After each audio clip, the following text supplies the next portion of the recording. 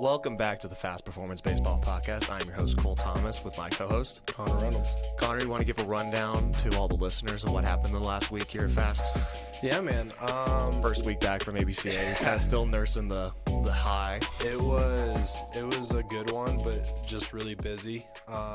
We had some people come in to where we had to essentially just clean this place from bottom to top, like inside and out. It's probably the nicest the facility's looked in a while. Dude, it is clean. If you guys haven't seen the place, come by. It doesn't look like this all the time. We're going to try and keep it like this, but this is pretty sweet. So put a lot of time, energy, and effort into that. I had a lot of my college guys that were going back, so we had to fit them in, then had to fit in all the people that essentially should have been scheduled during when we were at ABCA, had to get them in, plus all the cleaning, plus just catch up on everything. So it's been a hectic and chaotic week, but it's been a good one. What about you? I mean, same goes with from my standpoint of just, trying to get people in for the 3 or 4 days we missed, on top of the cleaning, everything, on top of, guys getting ready to start their seasons up, and you're trying to contend with what they do for their team workouts versus what you do in your own workouts, trying to get guys figuring out what they need to be doing, where they need to be in their development. And now we're starting to kind of move the wheels a little bit on some live ABs in February that we'll talk about probably eventually pretty soon. We'll probably hope to start those in February. That way when March comes around, all the guys are like, okay, I've seen hitters. It's not a foreign concept to them. I like it. Did you guys have any guys hit PRs this week? Shit, dude. We got to catch up from last week's too, so I've got a grand old list. Shout out to Colin over at School of Mines. He went from 401 to 410 on distance. Jackson Bright at Missouri Western went from 98 to 102.4, and then also from 352 to 386. Liam Murray from North Park University went from 84 to 87. He had 2 different PRs in there, so I think it was 87 or 88. Then also distance from 284 to 316. Our boy Frank went from 85 to 87.8, and then 314 to 321. Chase Robinson went from 96.8 to 98.6. And then with the fast revs, Alex went from 69.1 to 73, 204 to 225. Brady Hirsch went from 72.1 to 76.6, 201 to 253. Bridger DeCamp went from 66.9 to 71.4, distance 195 to 198. Edward went from 78.8 to 80.4. Hunter went from 185 to 223. Sam went from 646 to 70.3, and then 162 to 178. And then we're on our home stretch from just these last couple days. Let's see here. We've got we have Camden Mann, bat speed PR went from 59 to 62, and then rotational acceleration 13.9 to 13.9 to 15.6. Aiden Demansky went from rotational acceleration 11.1 to 12.2. Keegan Eberly at Cherokee Trail went from 90 to 92, and then 320 to 349. Josh Farr went from 74 to 75.5, and then a distance of 242 to 256.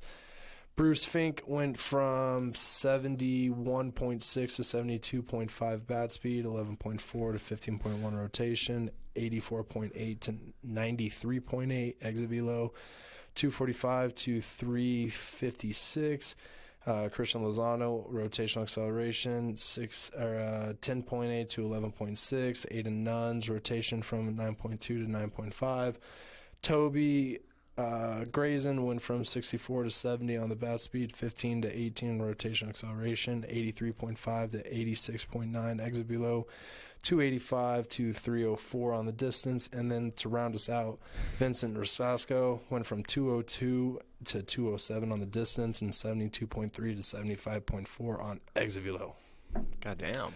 Congratulations, boys. Really good work these last 2 weeks.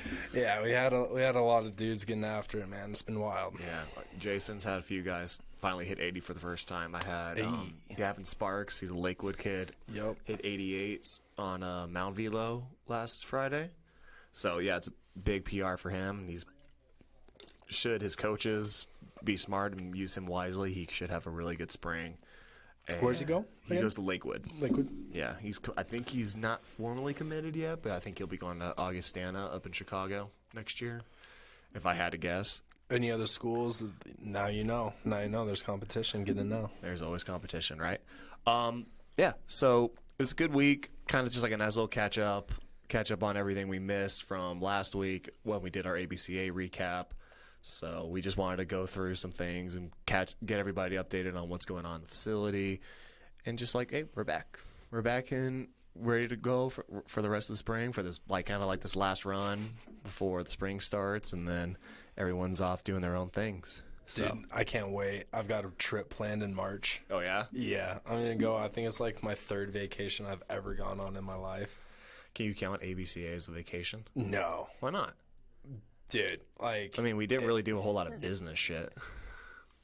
Maybe you didn't. I'd be out. I'd be grinding, dog. No, well, you just walked around. You walked around the entire trade floor. We just talked to Dude, people. that's tiring as fuck. I don't care what you say.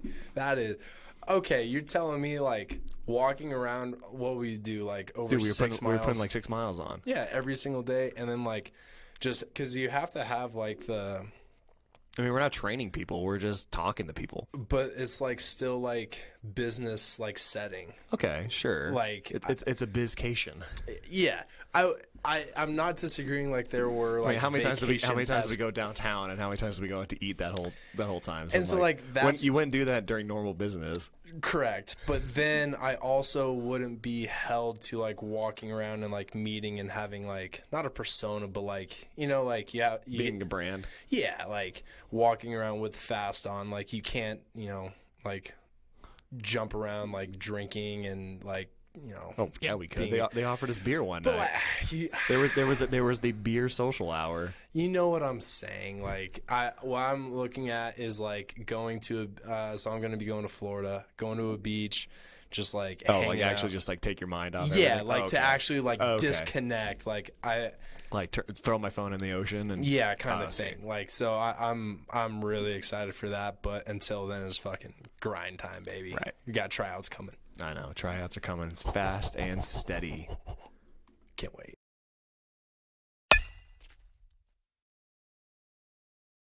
Moving on to our main topic, kind of expounding on what we talked about, how baseball tryouts are coming up, and we're trying to contend with guys going to their school workouts versus our workouts, and how do we contend with this concept of trying to manage these athletes. Something I saw on Twitter last night. I think you engaged with it this morning. Yep. Or last night. I got it pulled up. It was an interesting idea. I forgot who it was that brought it up, and you have it up, but it's basically in easy words, or it's the idea that high school baseball is dying. Yep. Is the way I would summarize it. So you got the tweet up. Let's go through and let everyone know what the context of what we're talking about. So I don't know if this is a play on words, but it is tweeted by Coach Vodka. Hell yeah. London Vodka said, the way travel ball is trending, we may begin to see kids opt out and not even play high school ball. And I don't know, there are people we in circles that we respect had engaged with this tweet, and I think they gave reasonable answers. Mm-hmm. Bobby Tewksbury, who's a really, really big dude in hitting. He's the owner of Peltro. That's attached with hit tracks and stuff like that. He said it's been trending like that for 10 plus years, and a bunch of different people have put in their 2 cents. I put in my 2 cents of saying essentially the way, and it's not just because I think travel ball, it's not that I think travel ball offers so much more. Now, does it offer more? I think so. But I think it's also because of it's the candle burning at both ends. It's not just kids are going, I'm going to go play travel ball. I'm not going to play in high school. I think it's a lot of the time also high school is almost pushing their kids so hard to not play travel ball that they essentially only play travel ball. It's one of those where if it's true love, you'll let it go and it'll come back. And I don't think a lot of these high school coaches think they see travel ball as the devil. And so it's they preach so much about to not that why travel ball is so bad that it almost becomes is it though? And kids try out the other side. I'd say it's more there's high school coaches who just they have this feeling or there's this ego that they need to be in control of all of their athletes at all times, right? Mm-hmm. It's my way, it's that my way or the highway kind of mentality, right? So think there's plenty of high school programs that have their own travel ball teams. Like you can go under the term like Cherry Creek or Mark Johnson's Cherry Creek, or Yep. you can go under Lutheran, or you go Denver East. Like a lot of these programs will do their own travel ball teams, but they're not like the real extravagant, like your Canes or your USA Primes or your Banditos or whatever, well, whatever travel organization you want to talk about.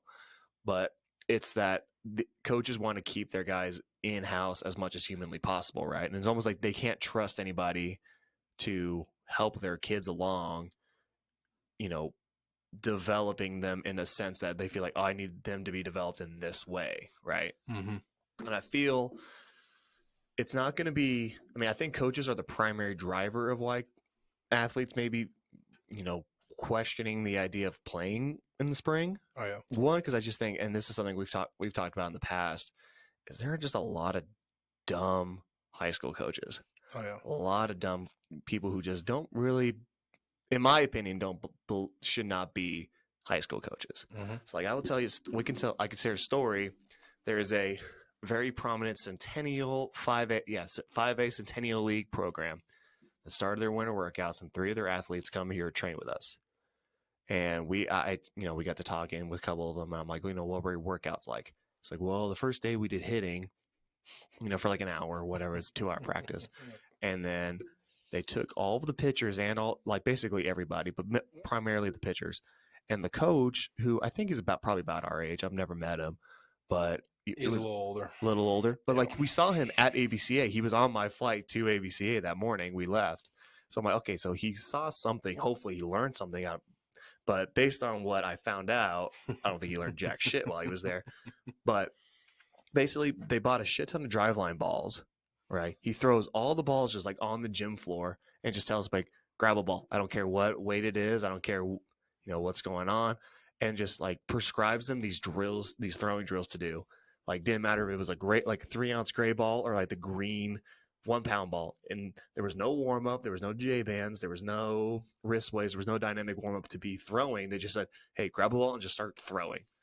In which 2 of the kids that train here from that program are off surgeries. They're off injuries. I'm like, so you're going to tell these kids just start hucking baseballs? Right. So that's where I'm like, why kids I feel are leaving their high school programs, because like they're just dealing with dumbass coaches who don't know what they're doing. They're just like, they find something cool, buy shit for the sake of buying it, when not actually trying to learn it.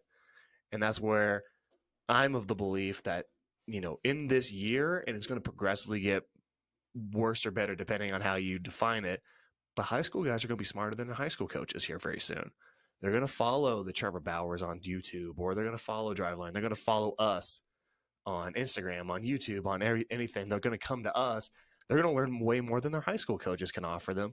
And then they're going to be like, well, like I think it was you or someone else had said that, where a coach is going to try to like dictate what a kid can and cannot do, for his training. And the kid's just going like, well, go fuck yourself. I'm going to go do this, set out the spring and train, and then I'm just going to go play on my summer team. Yeah. And that's where it's going to trend if these coaches don't get smarter or don't, take their ego out of their coaching and just like, hey, whatever you need to do to go get better, you go do it. And I'm almost like feeling like these high schools are almost like mom and pop shops. Like, so you have like back way in the day before you had, Amazon and Walmart, King Soopers, all these big, almost every shop I feel like was a mom and pop shop, right? And so however that mom and pop shop ran it, that was fine because that's what everyone was used to. That's what everyone was familiar with. Well, then all of a sudden you get these, Walmart start coming in, King Soopers, Amazon becomes a thing. Those are like the, USA Prime, the Canes. And they show like, hey, there's another way that we can do this. Now, is it going to be perfect in every city? No. But for predominantly like 80% of the stuff is going to work. And so then all of a sudden you see mom and pop shops stop closing up, because it's one of those where like, if your premier athletes are noticing, and it's not, I don't think it's fully, ignorance isn't always bliss, but it can be. And so like when you put coaches in these positions where their main job is supposed to be a teacher, when their main job is supposed to be something else, and then they're also supposed to stay up with all of this new, quote unquote new technology, this new stuff, this new age of everything, of training. One, like I applaud the coach that we're referencing right now for being willing to take that leap and say, hey, I'm going to go to ABCA. Hey, I'm going to go get these driveline balls. But then it stops there. You know what I'm saying? And so like now you're going to have, if a kid does get hurt, that kid's family is going to go, oh, well, it was the driveline balls.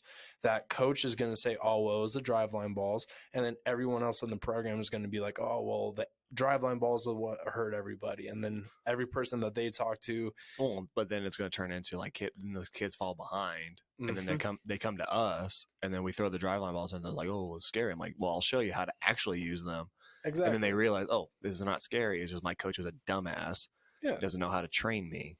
Right. And it's, I don't know. I think it's one of those where it's not just, and like there are lots of travel ball coaches. And here's the thing, like there's a lot of high school coaches that are now not having to, but are joining these, USA Prime kind of teams. So that way now they're getting the large paycheck in the summer to run essentially the exact same thing they would have been running. And yet they're not really growing and stuff. Like I'm not seeing them take that money and put it towards education for themselves. It's just, oh, well, I've been doing the same thing this whole time. Now I'm getting even a bigger paycheck, and now I'm just going to keep doing what I've been doing. And like that, like there are some bad travel ball coaches, there are some bad high school coaches, and it's tough. But I think that there's going to be a lot more travel ball and training facilities that are going to get bigger and bigger with these high schools that are limited in one, resources, time. But then also if you have a jackwagon that's running the program, like you just said, it's really easy to say, screw you, I'm going to train all spring and then play for my summer team. So right. It's tough on both ends. I think it's a candle burning at both ends. Mm-hmm. Do you think there is a segment of the like, why do you think, because I'm always interested in this topic, and this is something we talked about on last week's pod about our recap, where Jason and I talked to Steve Johnson, and it's one of those things where, so Steve used to work for a multitude of organizations, like Pro Bowl organizations, working with pro guys, and I like this comment where he just said, like, I'm about the players. And I think everyone always loves to say they're about the players, but there's so much, it's almost saturated at this point, but there's so many training facilities in Colorado, and there's so many, you go here, you go there, you're going to get your swings in, or you go here for your pitching, or you go here for your fielding, whatever it might be. That, I mean, that's what I think. Like, I think high school coaches are getting intimidated by that, because now my stud athlete's no longer coming to me for instruction, or he's no longer coming to me for advice. He's going to this big box place or a fast, right? He's coming to fast, and he's getting way better, but I have zero input on it. Yep. And I want to just, it's one of those things I just want to tell high school coaches. I'm like, your job is to be the manager of this team. You're trying to lead them in a direction. You are not a skill development coach, right?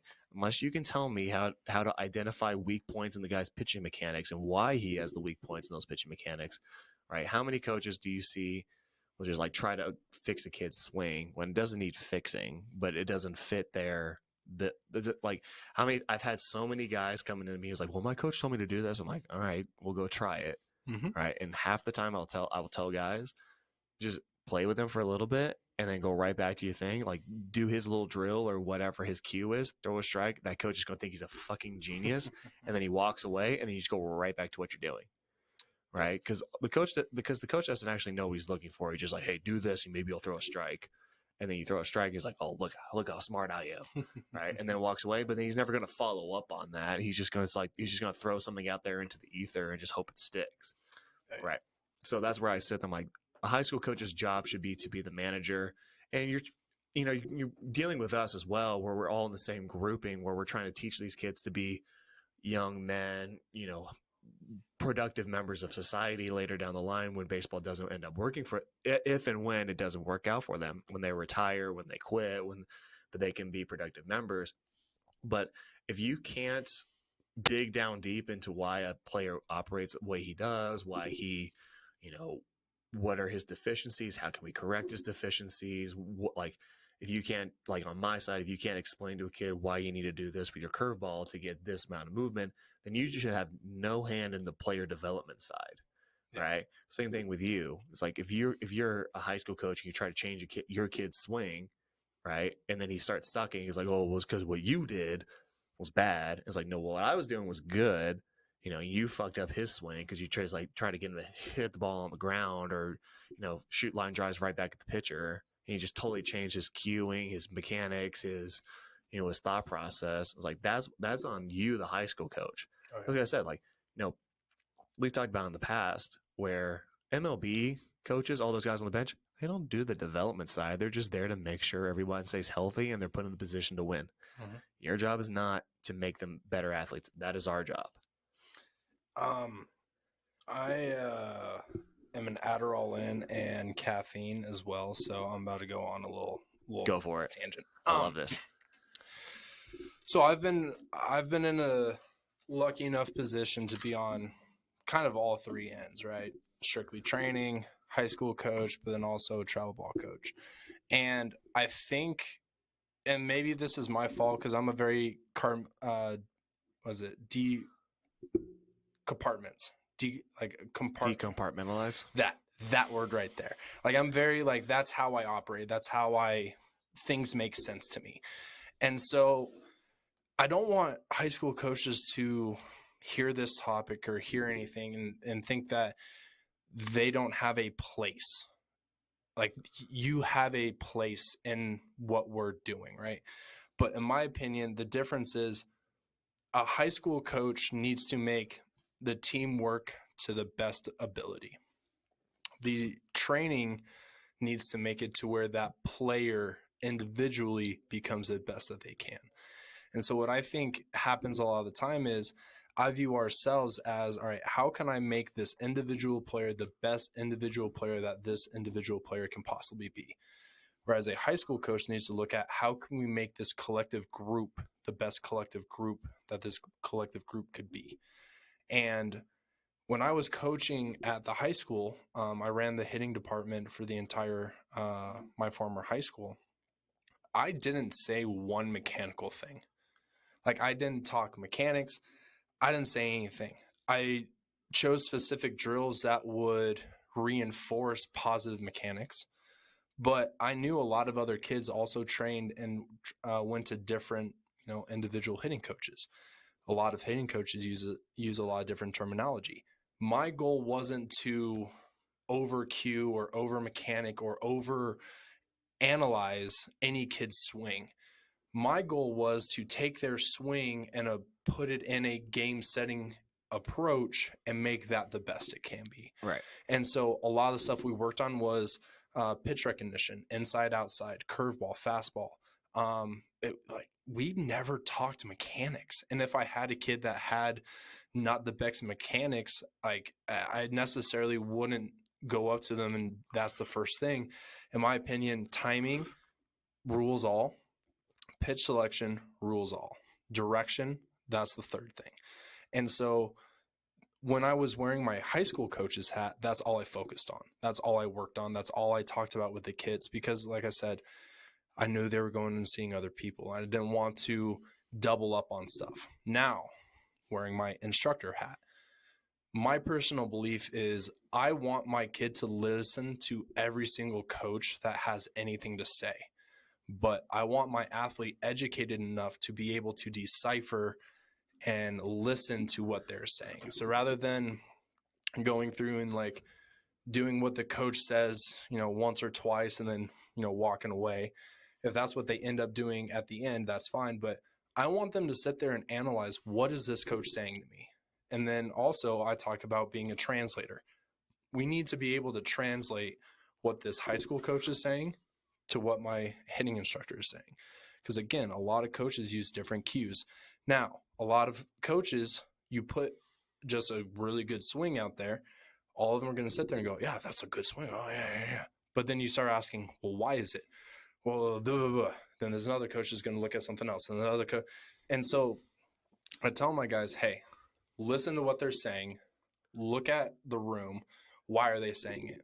So I had one kid that I've been training with for a while. The high school that he goes to isn't the biggest fan of mine, and they know that. And so when he's going through and he's hitting, he has to be aware of, all right, when they say something to me, why are they saying it?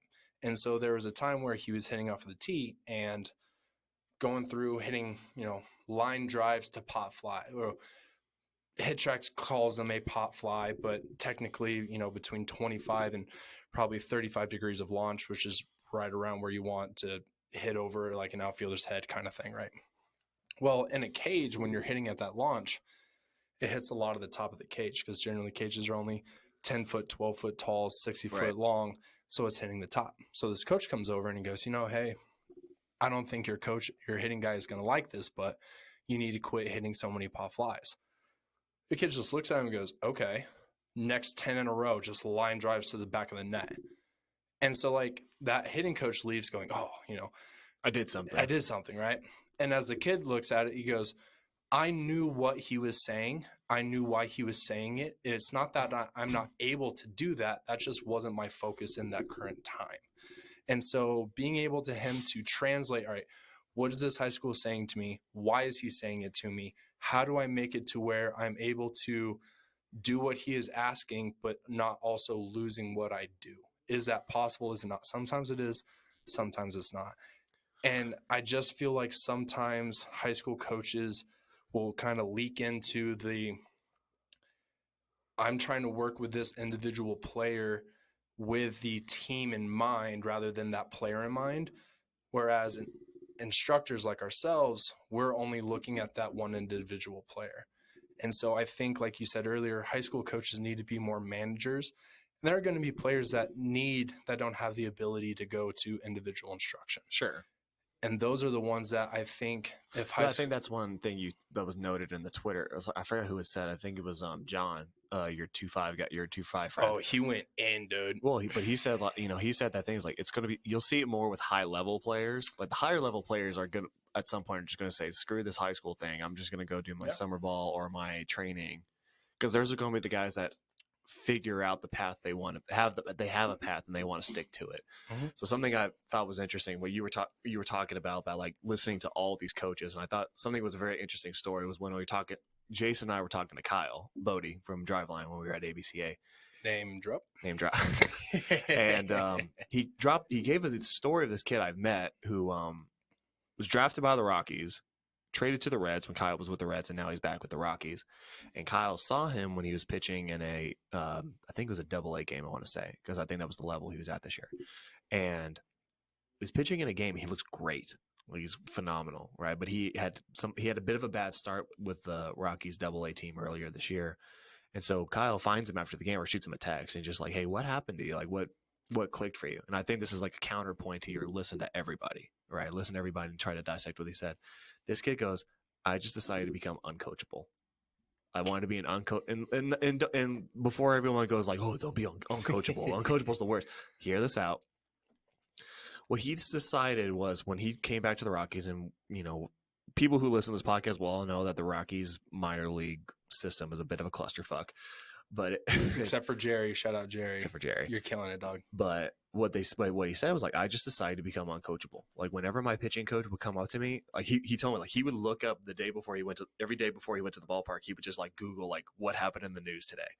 That way, when the pitching coach came, like he could talk about like 5 different things that are happening in the world, like Ukraine or elections or whatever. Crypto zoo or whatever. That way he could talk up to the coach about what he was like, what was going on in the news, and that that coach would never give him instruction.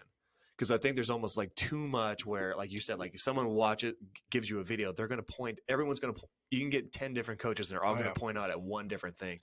And it's that paralysis by analysis idea, where this kid decides I'm going to be uncoachable. I know the path I need to be on to get to where I want to be. I know, like I've set a path. I know my goals. I know what I need to do to get to that level. But if a coach keeps inundating me with different things every day, then all of a sudden I'm going to be just, all in my head, and I can't. And that's where guys, I think, more often than not lose their natural ability when they're thinking about every single thing a coach tells them. Oh, 100%. right? Where like, so I try to, for me at least, I try to be as least QE as possible. And I think some people just don't understand why, they're like, oh, you just do this. I'm like, no, because I know the path this kid needs to be on. He just needs to trust it. And if Yep. I need to be holding his hand to do this, then obviously this is not the right relationship. Mm-hmm. I think there are too many kids who, this will be a rant we can do a little later, but like too many kids are just like, what do I need to do next? What do I need to do now?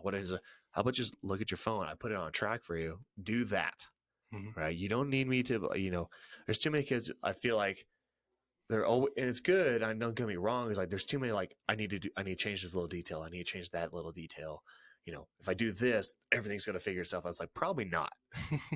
Like, I'm sorry. Like there's no simple way to hack this system, Right. but that's another tangent for another day. But I thought it was just interesting where, what you and I are saying is, kids will come to us and we're going to give them a certain level of training or a level of just a path. We're going to give them our yellow brick road. Right. But then you go to their high school program and they do their workouts. They do their, like, obviously, yeah, like you said, they're doing it in the frame of how does this make the team better, There's a not the different individual. focus. Exactly. So, but then the high school coach is going to tell a kid, like, maybe it might be in the same vein of what we tell them, but it's going to be different terminology. Yeah. But then all of a sudden, like, if the kid's not able to analyze that or, talks to us about what they're trying to figure out, now they're going to be like, okay, I got to think about this, and I got to think about where my hips are, where my shoulders are. And I just got to work on banging the knees with my fastball. I got to make sure I've got this, I got that. And it's just like, so now there's like all these things going on in a kid's head, and how can he perform when there's so many things going on in his head? Right. No, and for me, like I like to ask my guys why. So Yeah. we'll go through and I'll throw out a cue or here or that, and if it works, I'll come back and I'm like, all right, why did that work? Like, what was that cue? Or one of my favorite things, and I have one of my college guys that helps out, Braden, and he'll be doing front toss and stuff like that, which allows me to be outside of the cage, wandering around, looking at different angles and stuff like that. And I've noticed a lot of the time, if an athlete isn't confident with what you said, is one of those where they'll just say yes, coach, or okay, and have zero fucking clue about what you just said. Oh yeah. And so what I've been doing a lot of time is if Braden says something, and if I'm working with a freshman in high school and you got a college guy that is thrown to you, and he sits there and says something, and you don't hear what he said, you're not gonna wait. What? Wait, what'd you say? Right. You're not gonna take those extra steps because that takes some confidence to be able to do that. You're awkward.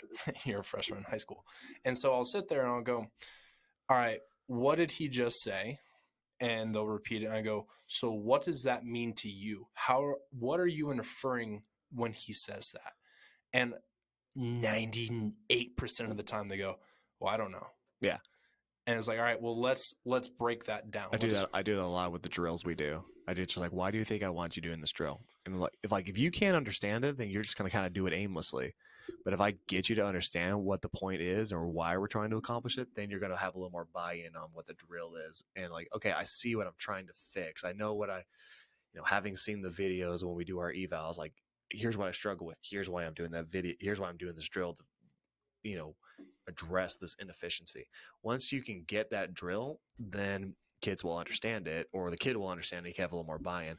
But like we're saying with that high school coach who just says, hey, do these drills, grab a ball, like just grab a random ball, which just annoyed the fuck out of me. Don't get me wrong. It's like, that's exactly why people hate weighted balls, or people who discredit the weighted ball system. Is because they don't know how to do it. They just grab something, do it for the sake of like just saying I have it, and then don't know how to use it, underutilize it or overutilize it.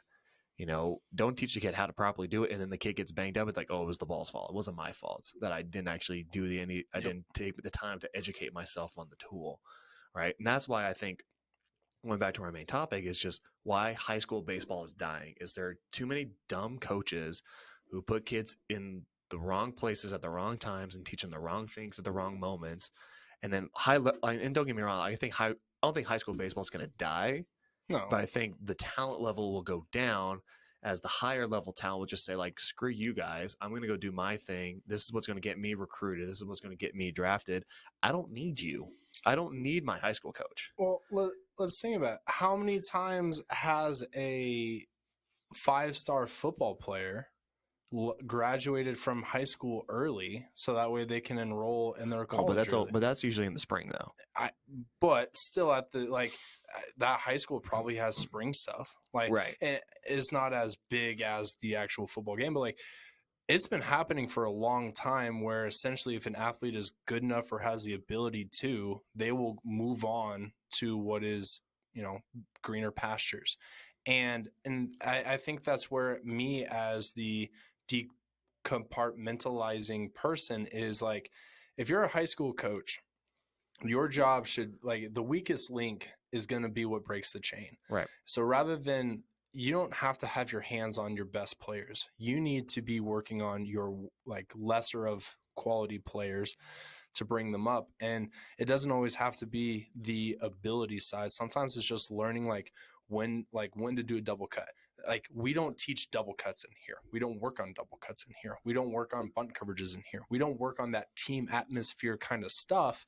And I think that's where the high school coach needs to, dive into. And I think that's what they're not as willing from the schools that I'm referring to that are the ones that are quote unquote dying. That's what I'm noticing. And like you brought up, John Lampros from 2-5 Baseball. So me and him are actually going back and forth a little bit. He has a freshman right now that topped out at 90 exit velo wise. We're just going back and forth. And he's also a guy, John's worked with high schools that essentially have banned their players from working with him. Right. Same things happen with me. And so we're able to kind of go back and forth about that. And so I asked him, I was like, what does the high school coach think? And he goes, he's the kind of, I don't care as long as it works guy. And I go, that's the best. I probably bet they have a good program. He says one of the top 3 in the area. Right.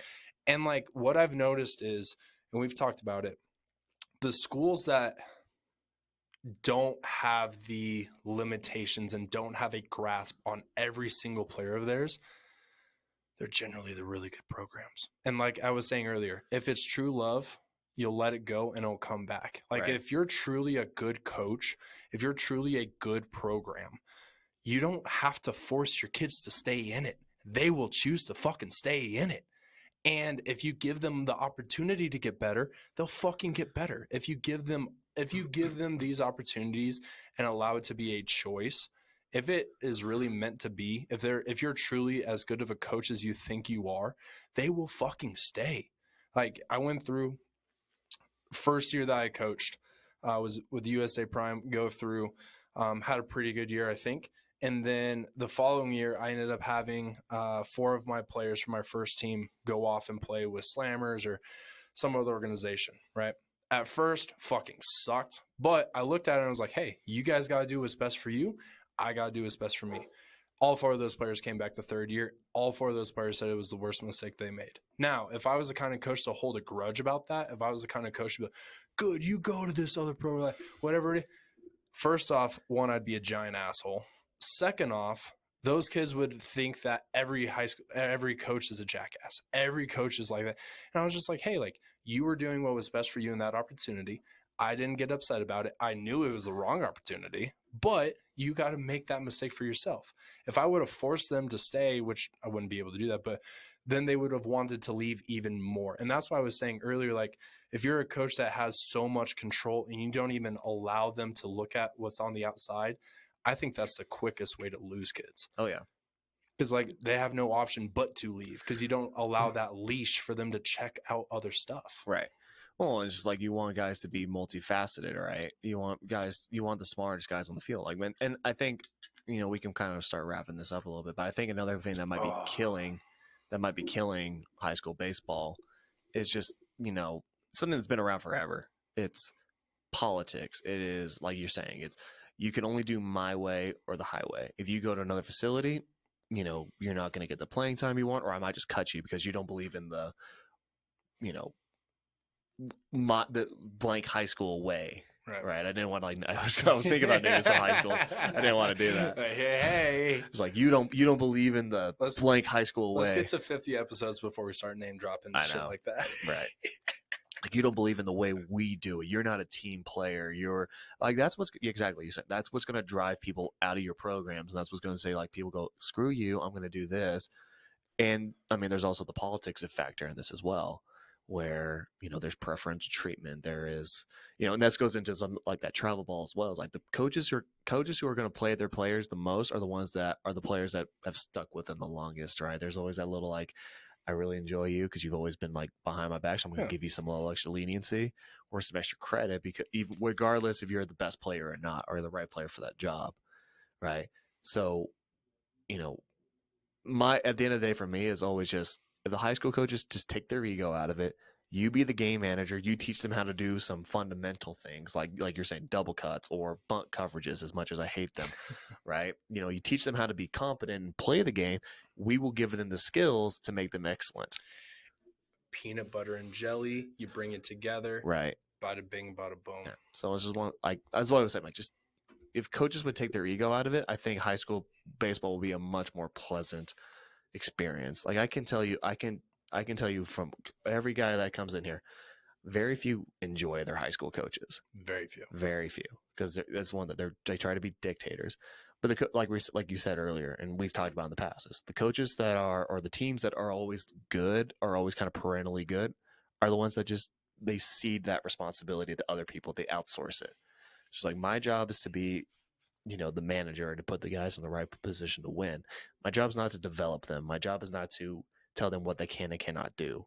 Especially for a lot of guys, like they're almost adults. Yeah. Like if you're still going to be telling them what they can and cannot do, you're not their parent. You're not them. This is their career, not yours. And despite it's high school coaches giving themselves way more credit than is deserved and putting themselves on a pedestal that they've never deserved. To only coach 22 games. Right. It's like you're not getting paid millions of dollars, and even the guys who get paid millions of dollars don't do what you do. Yeah. So it's one that's like I'm developing men. I'm becoming the leader of young men, and I'm developing. It's like no, you're not. Let's just stop. This isn't the 1950s anymore. Let's just this isn't your daddy's little league anymore, right? Just chill the fuck out and go be a manager. All right, you ready? I'll give what I think will fix high school baseball. Go for it. I'm going to speak straight into the camera. Coming straight at you guys, whether you're in the car speaker, headphone speaker, whatever it may be. I'm talking straight to you guys.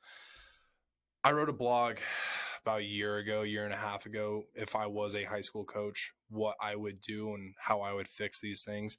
So for me, the biggest thing is one, I would make it to where I do have a summer ball program, but as a summer ball program for development. You're not going out of state. You're not trying to be in the top perfect game showcases and this and that. You're essentially playing local high schools just to make it to where the players that need to get work can get work. Allow your varsity guys, allow the guys that you already know are going to be on varsity, let them go out and play on a travel ball team. The best thing that I think ever happened for me was being able to go play on a Team Colorado team. Because what I was able to do was I was able to see how the other, 13 different high schools ran their stuff. How did these other 13 high schools, how did they do double play footwork? How did they do this? How did they do that? Then when I came back from my summer ball team, I came back to my high school and I was able to work with the other players and showcase them the different ways that I had just learned. Now, if you're just always only with the same coach, then you're stuck in like an echo chamber. Anything you say will sound correct because that's the only thing you hear. So allow your really good players to go out and play on their summer teams. Stick with, if you're a varsity coach, coach the upcoming JV guys, coach the upcoming C team guys. Allow yourself to work with them. Don't make it to where they have to go and train at a specific place. If it's a good place, if they want to spend their money, let them go spend their money. Let them go do their thing. But your job is essentially from January to about May to max out the ability and the training. And then after that, if they want to, be on your team in the summer, let them be on the team. If they don't. don't put the time, energy, and effort into the athletes that you've been already working on for years. If they're a senior and junior and they've been on varsity since they were freshmen, what more are you going to say that they're going to learn from? Let them go learn from other coaches. So then you can take and put the time, energy, and effort into the upcoming class. So that way you keep recycling the ability, the talent, and all of that. Like, focus on the upcoming guys, allow them to go out and train with other people, but there's just too much control. There's just too much of a focus and thinking that, like you said, it's their way or the highway. And it's what's killing it. I have a really good story. We'll wrap up on this little story. Let's do it. So, as a friend of mine, I have a good friend. His name is Harrison Stevens. He's a college coach now at Emmanuel. He's like an assistant coach at Emmanuel College in Georgia. He's a guy we met. We met up at ABCA. We just kind of happened to run into each other. It was really funny. And but he used to be the head coach at Battle Mountain High School, which is up in Edwards, up in the mountains by Vail. And he talked about that point with me and AJ and Travis when we were all at Bear Creek. And that was a good point he talked about, where he kind of focuses on the younger guys, on the teams he runs, and then he lets the older guys go and do their thing. Because you'd be amazed how many, like, this is where I like the travel ball thing sometimes, is where you can go out of state and you can get kids to really experience, like, oh, here's what a whole nother level of baseball is that I'm not accustomed to. So that was that exact story. Is Harrison has kids on his Battle Mountain team. There's like, I want to go play at Vandy. It's like, dude, you're not even the best fucking player. You're not even like a top 100 player in the state. You think you're going to go play at Vandy? But that's the thing, is like, some of these kids just played on these club ball teams, in the Battle Mountain area. So they would play kids on the Western Slope, or they play teams in Frisco, or they go play teams in Gunnison, or but they're only teams in the mountains, where baseball's not that prevalent in those areas. It's all skiing, it's all snowboarding, it's all ice hockey and shit like that. Right. They had two or three kids who played on teams down here. They're like, you guys have no idea what you're dealing with down the mountain. Oh no. And they won't until, like you said, they experience that. Right. And I remember the exact moment where I came back, and I think because there was a rule where CHASA didn't say anything about like high school coaches saying you're not allowed to play elsewhere. Like, for a while, that was a rule, not a rule, but like, high school coaches could say you're not allowed to go out and play somewhere else during the summer. You have to play for me. Right. And I remember being one of the first ones from my high school to like go out and play on a travel ball team, and coming back and like talking to the guys I hadn't seen all summer because they played with the high school, and I went off and traveled around. And I remember the practice, sitting there, and we were working on double plays. And my second baseman we were talking about this, and I was like, hey, like, I need to feed like over here. And he was like, well, why? Like, we've always done it like this way. And I was like, no. Like, if you give me a feed here, I'm able to do this with my hands. I'm able to do this with my foot. I go, it's a lot quicker. And he's like, oh, okay. And then we tried it out, and he goes, holy shit, it is. And like that, like, oh shit moment. Like, we were both juniors at the time. Right. Like, we had been with my high school for 4 or 5 years playing on their summer team. We had never even thought about looking at it that way. And I learned it from a dude from Mountain Vista that I never would have talked to ever if I didn't play on that travel team. And like, it's kind of like when the early settlers found the New World and they went back to England, just like, dude, they got tobacco out there. Like, they're just like, everybody back is like, what? Wait, what is this? The tobacco wacky. And like, I remember that moment, and I remember being like, if I was a coach, like, I would be ecstatic about this. Right. Like, I'm coming in and I'm bringing new information, and whether, that player wanted to like do it or not, like, that made us better. Right. And I learned it from like not even a coach. And like the same thing happened when I was playing in Canada. I was playing with dudes from Venezuela. I was playing dudes from fucking like Japan and Germany and shit. Like, and you learn like these little tiny things, and you bring it together. You learn from that guy over there, you combine it with the guy from over there, and you combine it from the guy there, and then you combine it with what your coach said. And now you have the best possible product. Right. And I just don't understand why some high school coaches are just so against that. But then it goes back to, it has to be them. It Right. has to be their, well, I didn't say that. Well, I didn't do that. Well, I didn't. Why? That's not what I teach. Exactly. And it's like, there's so much to be able to be learned, and you just have to trust. You got to just trust your athlete. Like if you're truly that good of a coach, your players will come back. Mm-hmm.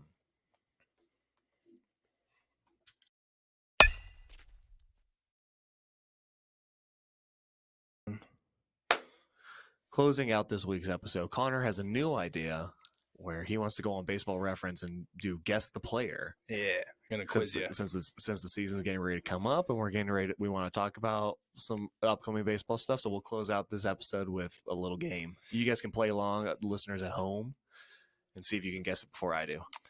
Now we're gonna go players from like the 2000 to 2000 and like before 2020. Okay. So like that time range. This is a pitcher, and I will let you ask questions from there. I'm on his Baseball Reference, so I have all of his information. So shoot me a question. What years did he play? From in the MLB 2007 to 2016. Okay. 2016. Oh, man. I don't know. I'm thinking about this. Did he play for one team or multiple teams? Multiple teams. Multiple teams. How long? What teams did he play for? He played for the Yankees, Detroit, the Royals, and Cleveland Guardians before they were the Guardians. Indians. Okay. Yankees, Tigers, Royals, and Indians? Yep. So Indians were his last team? Yep. Yankees. I have his like what college he went to, what round he was drafted. I have Did he win any awards like a Cy Young? Let's see here on this page. So Yankees, Royals, or Yankees, Tigers. You haven't even asked what position he plays. You said he's a pitcher. Yeah, but like what? Is he like middle relief? Oh, starter? Jesus. I don't know. I feel like that would be something you would want to know, but that's just me. Let's see here. Transactions, salaries. Should be right there at the top if you're using Baseball Reference. Is it? Yeah. Well, then I would say he won a World Series. Won a World Series with Detroit? No. Or no, Yankees, I'm assuming? Yep. In 09. In 09. I'm not seeing any awards. Not seeing any awards? Nope. Is it Jabba Chamberlain? Yeah.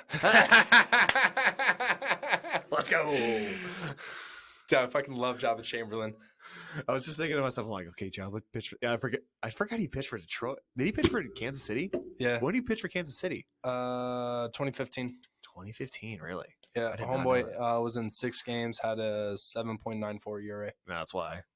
Have you ever seen the things on TikTok where there's the most random people you'll see in like this uniform or whatever, like the most random people who've like played for Detroit or the most random people who played for like Cleveland. You're just like, wait a minute, when did they play for like Gary Sheffield played for like the Indians? I'm like, when did he play for the Indians? It's usually like for 1 or 2 years, like at the end of their career. Kevin Youkilis played for the Yankees. Oh yeah, I forgot about that. Mm-hmm. But yeah, that's one's always sold it to Alfonso Soriano. I remember Alfonso there, but I still distinctly remember him as a Cub. Yep. But big old C. But yeah, I mean, that's one of those, like, it's very fun to just think about, like, oh, when did they play there? Like, you can just go through, like, this list of people who were, they just, like, maybe one season, like, at the end of their career. Yeah. Like, who was, like, Manny Ramirez played for, like I think he played for like the Blue Jays one time, and I was like, when did Manny play for the Blue Jays? So that's I always get a kick out of that when I see things like that scroll across my timeline. See, I think that was fun. So hopefully you guys got it before me. I don't think you did, but that's just me. That's just me. So yeah, closing out this week's episode, Connor, where can all the people find you? All the people can find me at fast_RBI for everything. That is Twitter, Instagram, YouTube, Twitch, TikTok. Yeah, all the good stuff. Where can the people find you, Mr. Thompson? Everyone can find me at cthomas624 on Twitter, Cole Thomas Fast on Instagram. You can follow Fast on Instagram at Fast Baseball, as well as that on Fast Baseball on TikTok. You can follow Fast Performance at Fast Performance CO. And, you know, you can come reach out, come find us. Happy to help any way we can. Any closing thoughts, or is that Jamba Chamberlain? I know, is that Jamba Chamberlain? So awesome. Well, we'll see you all next Tuesday. Thanks for listening.